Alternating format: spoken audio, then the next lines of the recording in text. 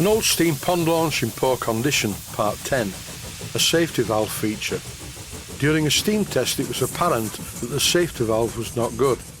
It blew off at the set pressure but stayed open too long. The best solution was to replace it with a new one. Not having a safety valve with the correct thread size, I remachined one to fit the boiler bush. Fitting this new safety valve improved the steaming performance of the boiler. I've just removed the old safety valve from the boiler and I'm going to take it apart so you can see what's inside it. I wasn't happy with this safety valve. It was taking far too long from blowing off to snapping shut.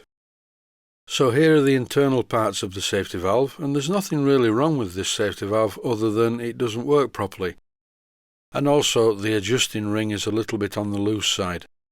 So here are a few alternatives. This is a Stewart valve, as fitted to 504 boilers. This is the original safety valve, which I think is unserviceable. And this is a small safety valve. It's a commercial item, it's got the right thread, but it's a little bit small. And the other one down at the bottom, this one I'm playing with, is called an express safety valve because it's a type of safety valve fitted to express steam locomotives. But it's a little bit short and it's the wrong thread, it's 1/4 by 40. This is a Jubilee fittings safety valve, really well made, just the right size, not too long, not too short. The only problem is the thread is wrong. This one is 3/8 by 32, and I need it to be 5/16 by 32. But this is easily modified. I'll start by taking it apart. The design of this type of safety valve has always impressed me. It's just such a clever, simple idea. It has an external locking ring, so you can lock the centre part in position once you have the setting. And here are the components. Like everything from Jubilee Fittings, this is beautifully made. So it's over now to the smaller of my two lathes, my little Boxford, and the safety valve is held in the 3-jaw chuck by the hexagonal part. Because I'm going to be threading this part using a die held in a tailstock die holder, it's better to hold the part by the hexagon, because the shape will stop the part rotating when the thread is being cut. At the moment you can see me frequently using the micrometer just on the end part. What I do not ever do is turn the part all the way down and then check whether it's right, because if it's wrong, the part is scrap. So I'll always use a little bit at the end and test it with the micrometer. Then, if that's a little bit undersize, at least the rest of it won't be. Obviously, the engineering way of doing this is to micrometer the part when you're getting somewhere near to the finished size, and then look at the vernier and calculate how many more thousandths of an inch you need to remove from the work. And if I was a good engineer, I would probably do that. But what I do is leave the micrometer set to precisely the diameter that I require, and I keep trying it on the end of the work.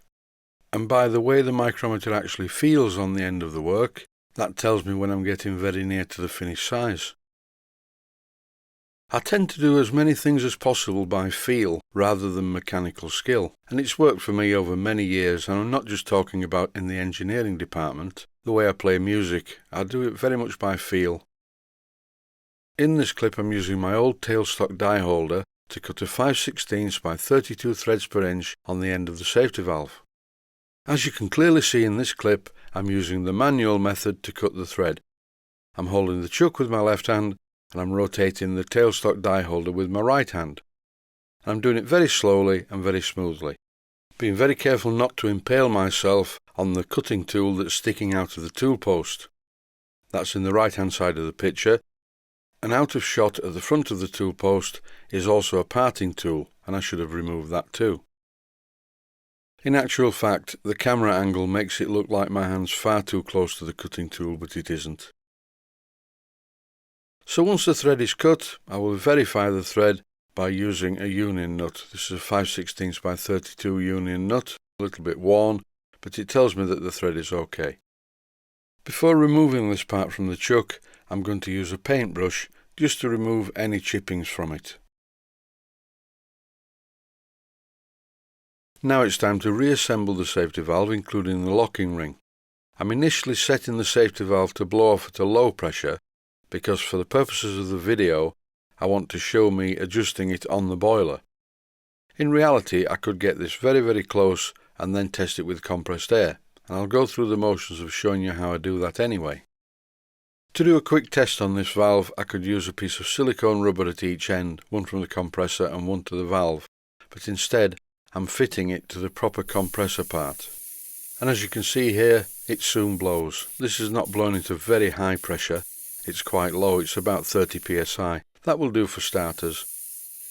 I will make the accurate adjustment to the working pressure once the safety valve is installed in the boiler and the boiler is in steam. So with the copper washer in place and a little bit of Loctite 542, it's now time to fit the safety valve to the boiler.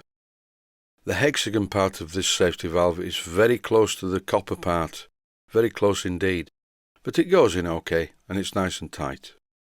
But I have to confess that I did reduce the diameter of the locking ring in the lathe, because it was just too tight against the vertical copper part of the top cap of the boiler.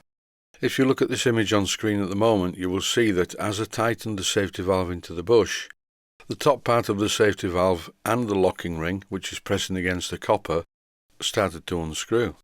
In the next episode, I will be raising steam in the boiler, adjusting the safety valve and giving the steam engine a test run. And that's it for this episode. Stay safe, stay healthy, thanks for watching, and I hope you found it useful. Please take the time to visit my Mainsteam Models website and click on the section of the website that says Video Playlists. And by doing that, you can find other videos that you may like to watch. And by using the playlists, you can actually watch the videos back to back.